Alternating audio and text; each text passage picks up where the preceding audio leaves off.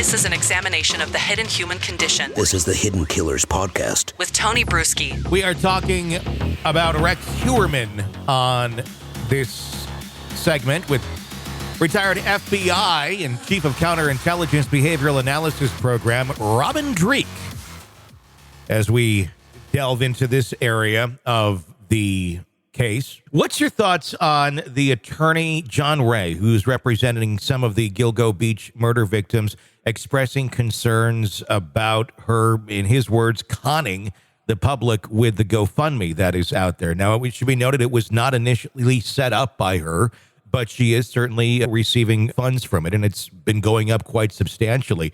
His point being that they have wealth, they have money. They may not appear to, but he believes they're worth quite a bit and have property in multiple states.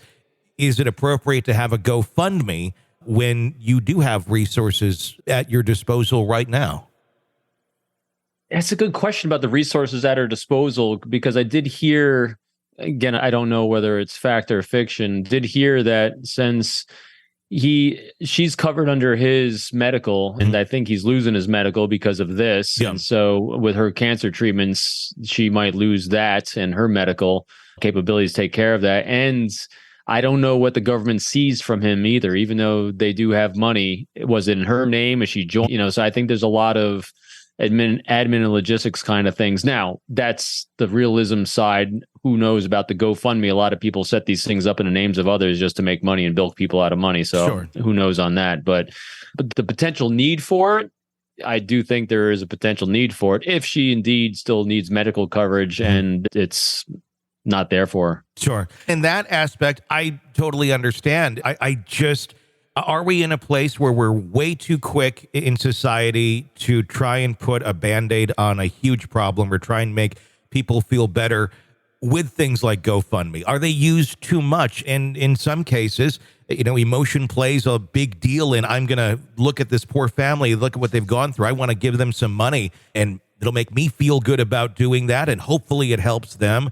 But I would have legitimate concerns about where it's going. I mean, there's not a lot of oversight to it once it's there.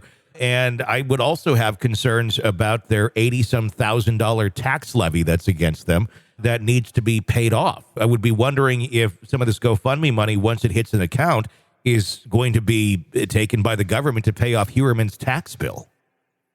Totally agree with you on 2 points there. One, I'm a pilot, and one of the things we say in aviation is there's no emergency takeoffs, because every emergency takeoff will create an emergency landing, guaranteed. And so you'd never have to rush to make a decision to do something in most cases. And this is definitely one of them, as you highlighted.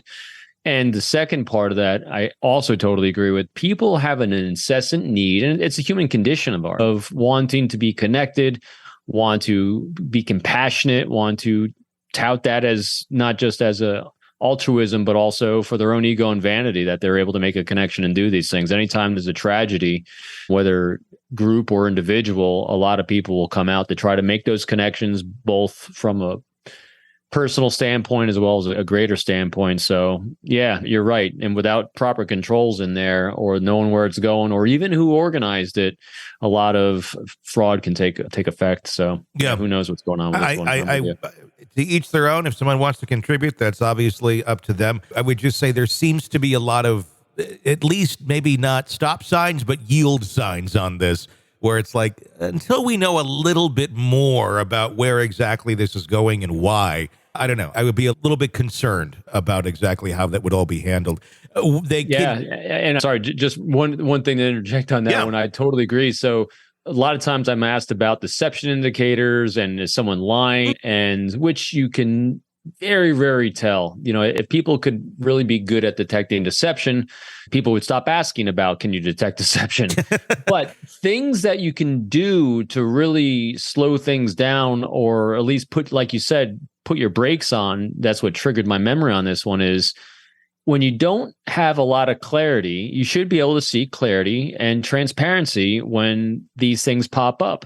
And if you don't get them, that's when you got to slow down and say, whoa, hey, If this is on the up and up, I should be able to have my questions answered quickly, efficiently, and transparently so that I no longer have questions. And if we're sitting here still having questions on who, what, where, when, and how with the money and the GoFundMe, that's a flag. And generally where you have one flag, you'll probably find 2 or 3. This is an examination of the hidden human condition This is the Hidden Killers Podcast. with Tony Brueski.